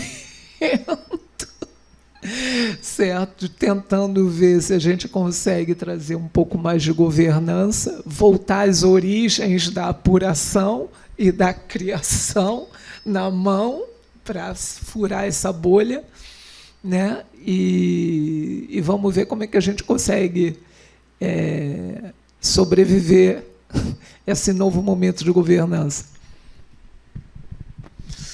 Bom, acho que, amarrando tudo, como toda ferramenta ela não é por si só boa ou ruim, né? Ela precisa de um propósito para ser caracterizada. Primeiro, é aquilo que eu falei em relação ao momento, né? É muito difícil você avaliar a história enquanto você está vivendo ela. Então, vamos aguardar, vamos esperar o que vai acontecer. No caso da minha área, pensar nessa visão, digamos assim, otimista de você potencializar a arte a partir dessas ferramentas, ou seja, eu tenho um ilustrador que ele consegue gerar mais ideias porque a IA está, digamos, de certa maneira, ajudando ele nisso. Mas ele também ter consciência de que ele não pode modularizar nesse sentido, ou seja, fazer um bom uso ali para, digamos, otimizar certos processos criativos, como eu já uso assim em sala de aula, mas lembrando que é uma ferramenta, não é, digamos, ali o condutor do processo como um todo, né? Observar isso, né? Fazer essa governança, como vocês estão falando, e ficar atentos a essa questão que eu falei dessa modularização intelectual, porque isso é o que mais me preocupa nesse stream de informação, né? Ou seja, essa geração massiva de imagens, esse cacoete, essa reverberação, esse eco que fica e vai e volta, e muitas pessoas não saem disso daí, dessa reprodução. Eu percebo isso nos meus alunos, assim, uma forma de repetir, né? E assim, a IA ela repete, né? Ela justamente pega o que é repetição. E eu não posso fazer a repetição, eu tenho que sair justamente desse ciclo, né? Talvez essa seja a minha maior preocupação, mas vamos ver o que vai acontecer, né? Assim, toda hora aparece lá em algum portal, olha, 2030 essas profissões vão acabar. Tem vários artigos toda hora assim, ó, profissões que vão acabar até 2030. Assim, quem é que consegue prever um negócio desse, cara? Entendeu? Como é que você pode precisar isso? Não tem como, né? Eu acho que tem coisas que, assim, que acabam caindo nessa divinação que não leva a lugar nenhum. Então, assim, eu não gero expectativas, eu tenho preocupações, mas, de qualquer forma, eu prefiro que a gente conheça a ferramenta para fazer uso dela, tá? Mas sem deixar de se preocupar realmente com a interferência que ela causa nos nossos hábitos, nos nossos fazeres. Eu monto aula hoje em dia, por exemplo, usando o chat GPT, né? Mas de que maneira? Ele monta um panorama, eu vou lá, filtro e tal. Mas aí uma pessoa que estava numa palestra minha falou assim, olha, cuidado, porque isso vai acabar gerando assim, aulas muito parecidas uma com a outra. Eu falei, não, estou atento a isso também. Mas eu sei que existe esse perigo, né? Então, assim, é usar com parcimônia e ficar observando e vamos ver o que vai acontecer, porque eu não tenho previsão absolutamente nenhuma disso daí. Eu só não quero que as pessoas carreguem essa visão apocalíptica, porque isso é um clichê, sabe, da tecnologia. Contrapondo o clichê, o que aconteceu com as locadoras? O que aconteceu com o CD? O que aconteceu com o Blu-ray? O que aconteceu? Então, assim, o que aconteceu? Ou o que pode acontecer? Eu acho que não é tão apocalíptico tanto, porque eu acredito na potência do ser humano, porque eu acredito na potência do pensamento, porque o pensamento é uma atividade do espírito, não é uma coisa etérea nem religiosa, é uma coisa que nos traspassa. E isso é inerente, isso é ontológico, isso é o que somos. É por isso que temos que lutar. Não? A gente está falando de governança. A Blue Seer, não? Frontier Computer, lançou a ideia, está tentando convocar várias grandes empresas de tecnologia para criar um para-estado-nação em um navio nas águas internacionais que não atenda a nenhuma legislação e regulação de nenhum país, que é criar uma nova nação para que todas essas corporações possam desenvolver nesse navio uma coisa, o que quiserem desenvolver. Ou seja, sempre uma tentativa de regulação que já chega atrasada vai ter uma resposta do mercado. Do mercado, né? Ou da gente mandar alguma coisa bem catastrófica para lá. Mas é uma reação do mercado, há uma reação da União Europeia e dos Estados Unidos. No Brasil, isso não caminha da mesma forma. A gente luta, não sai do lugar, porque a gente tem o Congresso mais desinformador do mundo e o Congresso mais conservador do mundo.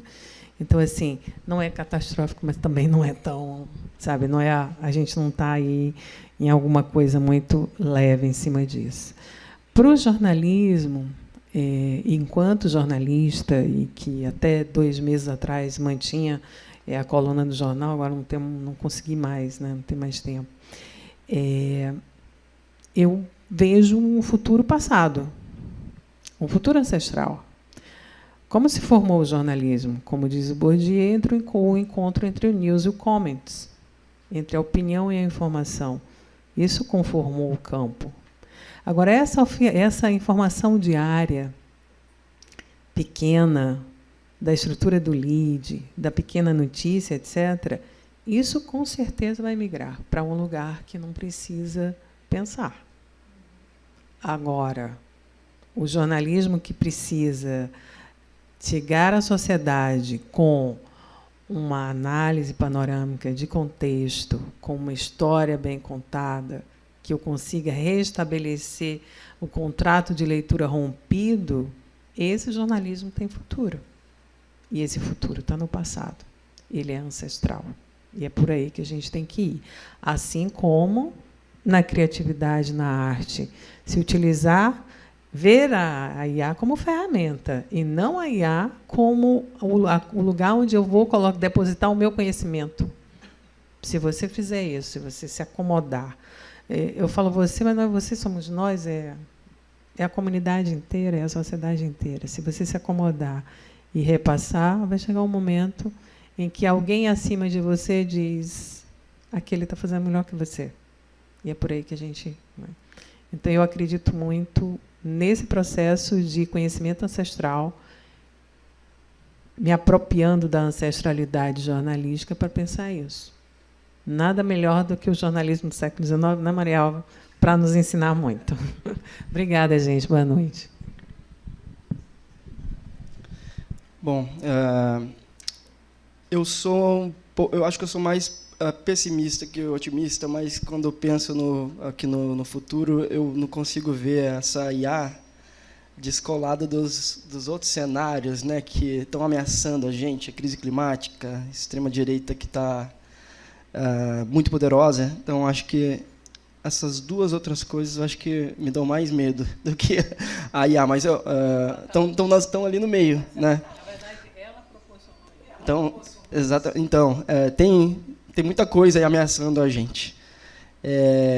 Eu gosto muito de ver algumas séries que são um pouco distópicas. Eu queria até indicar para vocês aqui, não sei se vocês conhecem, Extrapolations na Apple e Years and Years na HBO. As duas mostram um avançar dos anos, assim, muito contemporâneo, né? Já estão aqui em 2023, 2030. Extrapolations vai mais para frente, vai para 2070.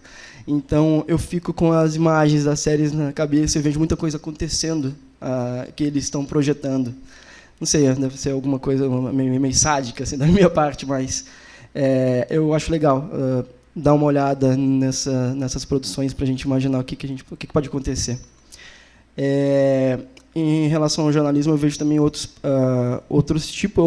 outras agências, né? Agências surgindo. Você falou da Lupa, vejo o Intercept, a agência pública, que estão fazendo jornalismos, né? Muito necessários. E também vejo assim, algumas outras demandas surgindo. De outras habilidades surgindo, né? Então, a gente vai ter aqui a máquina para ajudar. Lá em casa, todo mundo tem relógio que monitora tudo que a gente faz. A gente tem os assistentes do Google nos cômodos e ajudam bastante. Meus pais são idosos, por exemplo, ajudam ali a tirar dúvida, queriam saber hoje da previsão do tempo e já começa a pesquisar uma outra coisa. Tem um auxílio que a gente consegue aqui, mas outras habilidades podem ser exploradas, ser estimuladas. A UFRJ mesmo está com uma parceria com a Choca, que é uma organização internacional que forma lideranças, e eles estão trabalhando hoje habilidades como empatia, como cooperativismo, como... O que esses líderes podem ter, já que a tecnologia está fazendo muita coisa hoje, né?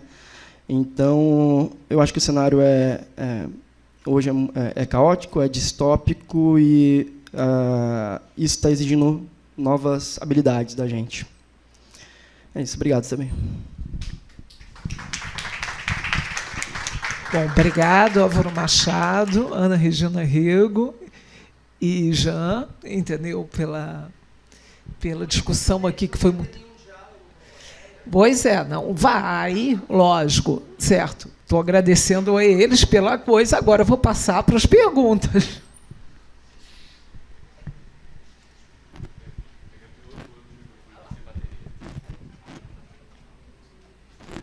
Vai falar? Já chega o Gilberto aqui. Olá. Eu sou Gilberto. Eu tenho 1 milhão de perguntas, mas eu vou fazer só 3. A gente não está com tempo para isso. Mas eu queria primeiro começar com o Álvaro, fazendo uma pergunta / provocação, que é o seguinte: eu sei que você falou da história do Pixar e da atenção que é necessária para a produção da IA, mas eu queria observar que dos personagens do Circo do Pica-Pau Amarelo, tirando o Visconde Sabugosa, que é uma criatura, tanto a Emília quanto o Pedrinho, o Narizinho e até a Cuca são eurocêntricos brancos de olhos claros. A Emília tem olho cor de mel, Pedrinho, Narizinho e até a Cuca tem olhos azuis ou cinza. Eu não entendi muito bem, porque passou muito rápido. Mas, assim, qual é o momento, então, que você intervém nessa produção para evitar esse tipo de viés? Porque é isso que a gente vê hoje, né? Porque como quem alimenta a base é enviesado, o resultado é enviesado também. Então, como é que você evita esse tipo de coisa?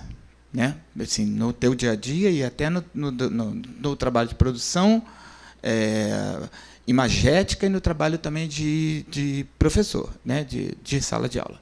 Para o Jean, eu queria perguntar o seguinte, você está falando de produção de uso ainda tímido da IA para a produção de conteúdo em assessoria de imprensa, e eu queria saber se vocês, na sua empresa, têm algum protocolo de uso em termos de transparência. Você fala para os seus clientes até que ponto você usa IA naquilo que você entrega para eles, ou isso não é uma preocupação para você? Eu estou falando isso porque, na Lupa, a gente está preparando um protocolo de transparência para dizer até que ponto a gente usa as ferramentas e que percentual daquele conteúdo usou determinada ferramenta e em que etapa. Porque a gente acha que isso é importantíssimo para que as pessoas tenham noção do que é feito por máquina e o que é feito por homem. Então, eu queria saber também um pouco a sua opinião sobre isso. E, para a Ana, finalmente, eu queria saber o seguinte, com relação à PL da IA, você tem a tua expectativa é melhor do que a expectativa que a gente está vivendo no nosso dia a dia com relação à PL 2630 da fake news, que não anda, não ata, nem desata, ainda sofre bombardeio das próprias plataformas de tecnologia, fazendo lobby no Congresso e dificultando tomadas de decisões que são políticas em cima de estratégias de lobby velhacas, digamos assim, né? Assistencialistas, dinheiro e tal. Pô, vou entrar em detalhe. Então, é isso. São 3 perguntas. Será que seria melhor fazer uma rodada de perguntas e eles responderem tudo? Porque não vai dar tempo. Eu acho uma boa. Até porque a gente tem que entregar a sala no máximo às 10. Jean, levanta a cadeira do fio, por favor. Quem quiser falar no microfone vai ter que vir aqui, porque o outro acabou a bateria. Bom, tem várias questões, aí, como ele falou, também teria várias perguntas para fazer, mas vou ter que sintetizar. Se tocou na questão da governança, que é uma coisa que está sendo discutida, porque a humanidade está chegando nos limites aí, né, que, de alguma forma, tem que resolver determinados problemas aí crônicos, né? Quer dizer, a ONU que não consegue definir nada, né, e não tem poder, né, de definir, de dar soluções para problemas que são em escala mundial, né? E a inteligência artificial sendo utilizada, né, no sentido de exatamente criar essa zorra para poder manipular à vontade, né? Então, a gente vê agora o Milei, o candidato anarcocapitalista, né, que vai disputar agora no domingo que vem, né, defendendo, né, supostamente o que seriam pautas anarquistas, né? E, na verdade, a Argentina no navio, naquele navio.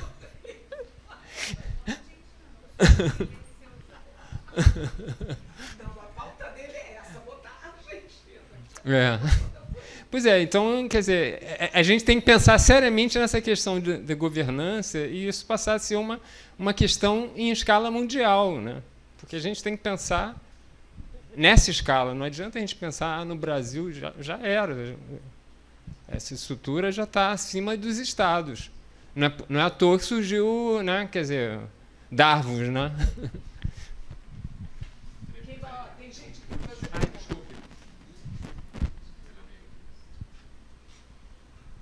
que eu gostei muito da história do juiz.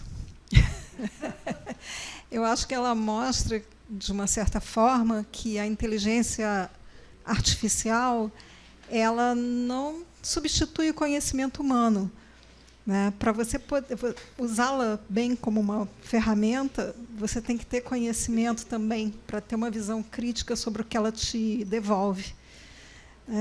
E a minha pergunta é uma provocação, na verdade. Será que a inteligência artificial pode servir para potencializar a inteligência humana?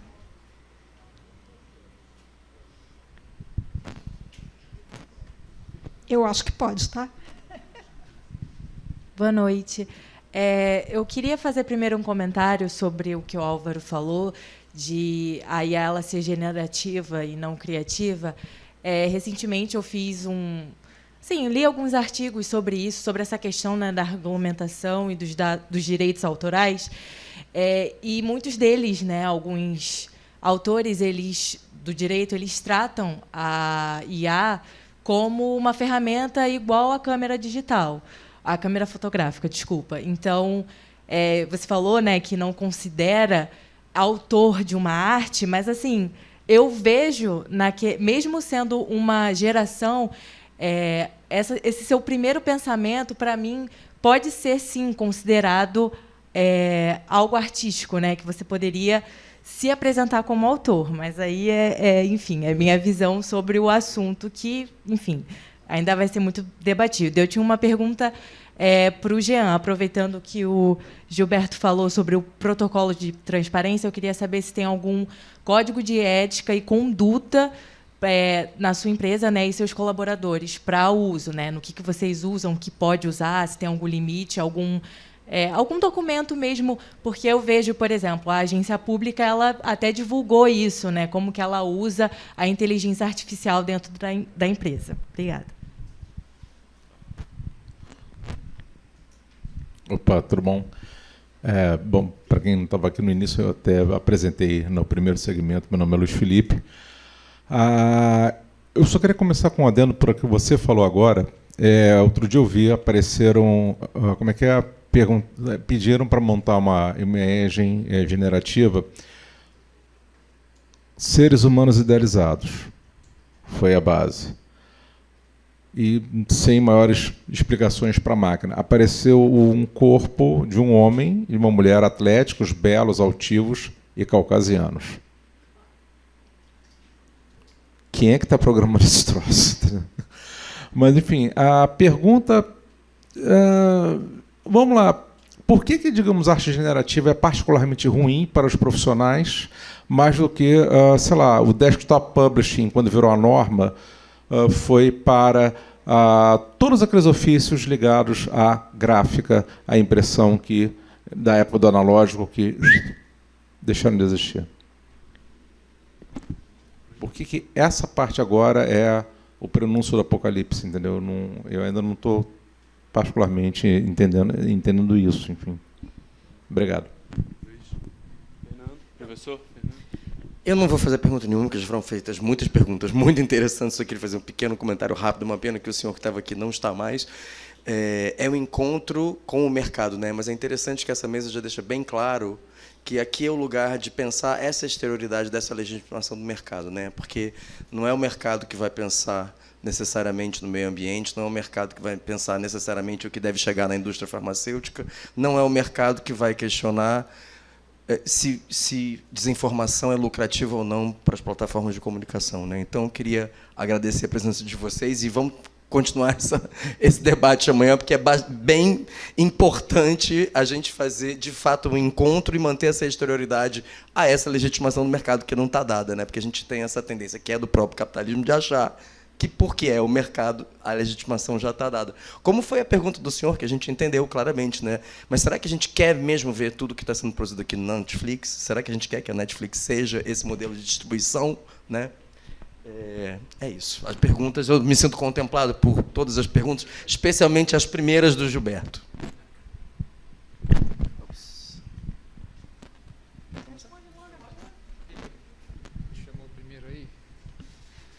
Sobre a sua questão das minhas imagens do sítio Pica-Pau Amarelo, o que eu noto é o seguinte: eu uso muito o Pinterest também para pesquisa, né? Porque eu sou especialista em desenho de figura humana, então, vez ou outra, eu estou fazendo algum board lá com figura humana.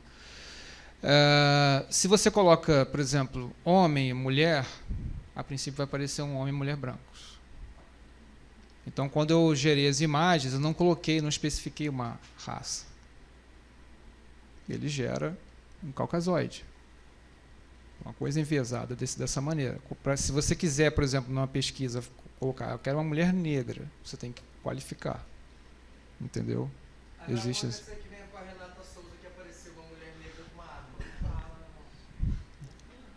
No Pinterest eu nunca vi isso, mas é tipo, entendeu? Eu lembro claramente que nos prompts eu não especifiquei uma etnia. Ele gerou conforme a database dele. E assim, no Pinterest, por exemplo, a database de pessoas brancas é maior do que de pessoas negras. Eu estou dando aula de desenho de moda também. Quando as pessoas pesquisam sobre figura de moda, geralmente aparece mais modelos caucasoides. Agora, mais recentemente, eu tenho percebido que o Pinterest tem uma diversidade maior de figuras. E na pesquisa isso acontece. Tá? Então, eu estou vendo um movimento para que isso seja corrigido. E quanto à pergunta dela, da arte generativa, bom, aí é um ponto de vista meu. Por que eu não considero a arte generativa arte? Porque não tem técnica. Eu considero arte aquilo que tem técnica. Um prompt, para mim, não é uma técnica. Entendeu? Mas é um ponto, obviamente, altamente discutível para isso. Tá? Gilberto, PL 2338. Muito pior do que o 2330, do que o 2370. A gente vai brigar muito mais. Até agora, nem a audiência pública foi marcada. A Coalizão Direitos na Rede está fazendo campanha para que a sociedade civil entre, pelo menos, na audiência pública primeiro, né, para a gente poder negociar nesse momento. Então, e aí já entrando na questão da governança e da desinformação e a questão do juiz, etc., perpassa tudo isso. O Brasil é um dos maiores mercados mundiais das plataformas. Nada do que a Meta, Facebook, acatou nos Estados Unidos na eleição passada, Biden versus Trump, foi acatada aqui. No ano passado, a gente, a partir de uma sala de articulação, a gente tem a Rede Nacional de Combate à Desinformação, que se articula com várias outras redes. A gente fez inúmeras reuniões com várias representantes das plataformas. E essas reuniões eram acatadas uma coisinha aqui e o resto ficava. E o Twitter, logo que o Elon Musk comprou, antes de virar o X, ele mandava o cocôzinho mesmo para a gente. Isso não é folclore, ele mandava o cocôzinho como resposta. Tá? Então, não vai ser muito fácil.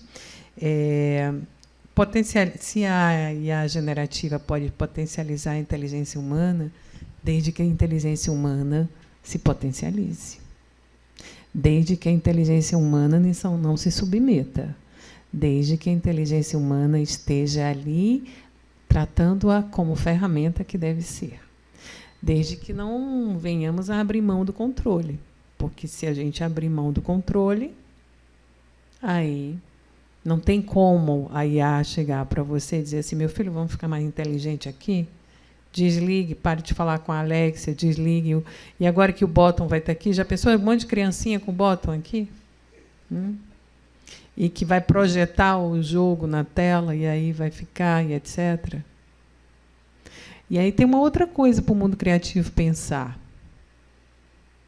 Em plataformas como Discord, por exemplo, onde perpassam a cultura gamer, que é cheia de racismo, de machismo, de misoginia, e que está saindo de lá para o dia a dia das crianças, inclusive com violência física. Então, aí são coisas que a gente tem que pensar assim. É maravilhoso, o jogo integra, minhas filhas todas jogam, etc. Mas o quanto isso reverbera tudo que está na nossa sociedade colonizada. Não? Então, eu acho que assim, é possível que potencialize desde que a gente não abra mão do pensamento. Não? Generativa e não criativa. Você falou para ele, né, que viu muitas discussões sobre as diferenças de inteligência. Por que inteligência artificial, para muitos filósofos, para nós que estamos discutindo a ordem do tempo, não é exatamente uma inteligência?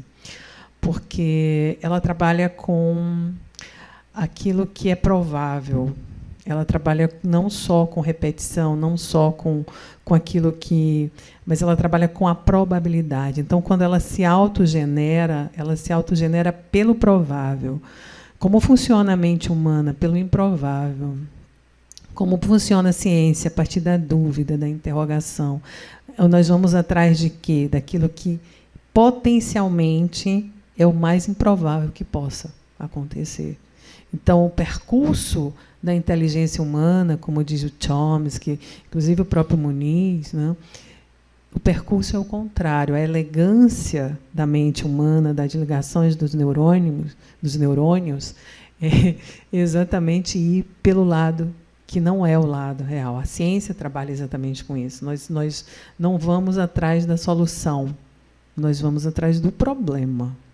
É o problema que nos instiga, né? Que nos interessa. Né? Por que a arte generativa é possivelmente o começo do fim da catástrofe, né, que você falou? Né?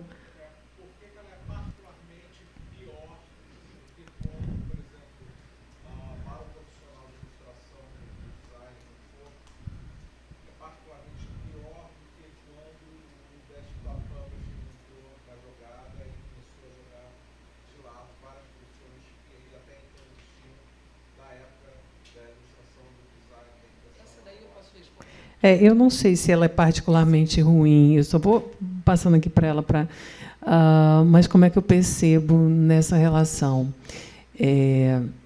Você tem toda uma arte humana digitalizada e é disponível para captura através de um comando.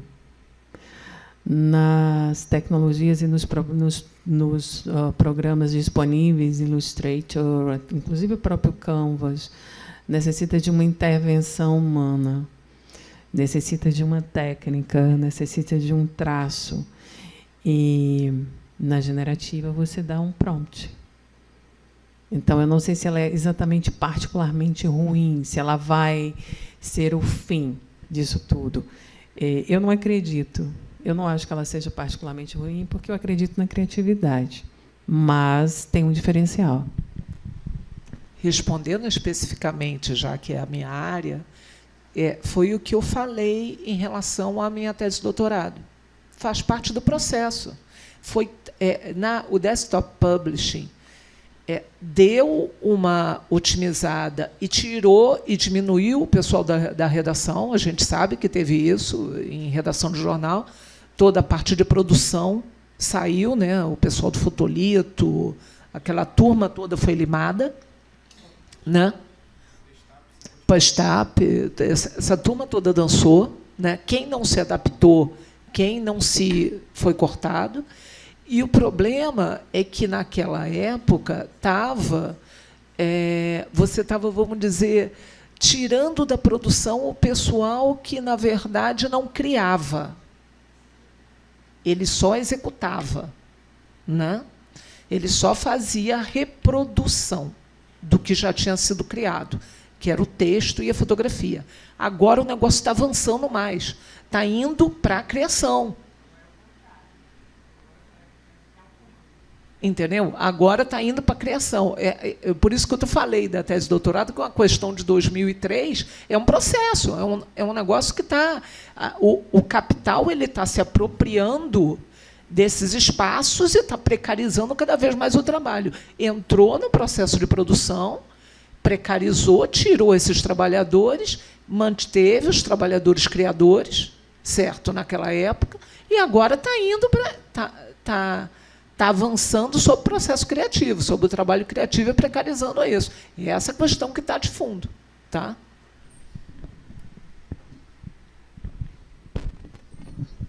Gilberto, estava pensando na sua questão antes de vir, porque a gente estava falando na agência sobre as estatísticas geradas, como ajudam a gente, e aí eu perguntei, mas a gente está de acordo com o LGPD?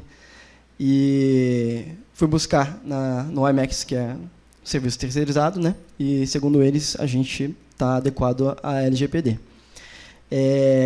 eles têm esse trabalho de busca ativa em que o jornalista autoriza a gente a ligar ou para o fixo, ou para o WhatsApp, ou fazer o contato apenas por e-mail.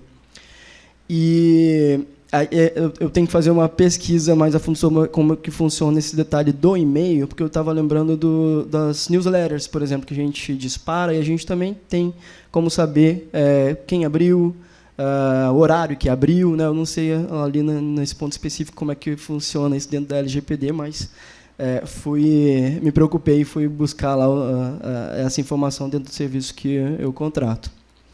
Em relação à governança e os protocolos, cadê? Acho que ela saiu. Ah, está ali. A gente tem esse protocolo de usar se o cliente permitir. Então, nesse caso da SBAT, que eu coloquei aqui, esse prompt que a gente usou, a gente falou que ia usar, até porque era questão de vamos convocar os estudantes e vamos usar o ChatGPT para facilitar o trabalho. Então, esse foi o acordo naquele momento. E outro caso que eu dei daquela professora que usou o elefante, ela abomina o ChatGPT, mas para aquela publicação específica, eu falei, vamos usar aqui, vamos ver se a gente gera uma imagem. Aí ela autorizou, a gente fez essa conversa. Então, existe a conversa com os clientes, se a gente vai usar as ferramentas.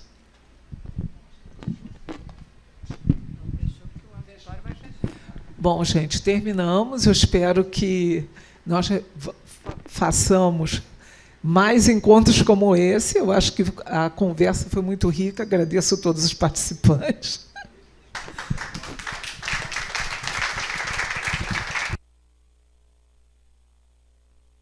Vocês quatro fazer uma foto.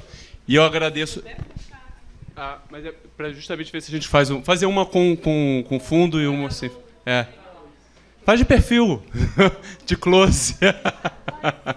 Flavinha, obrigado a todos, obrigado a todos os professores que estão aqui, professora Marialva, professor Fernando, professora Cláudia, professor André, a todos que estiveram aqui hoje também. Obrigado a todos os meus queridos, que a gente conseguiu montar isso junto, que está ali na...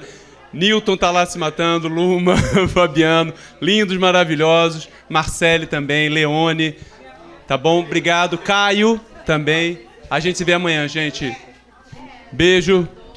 Até amanhã. Tchau, tchau.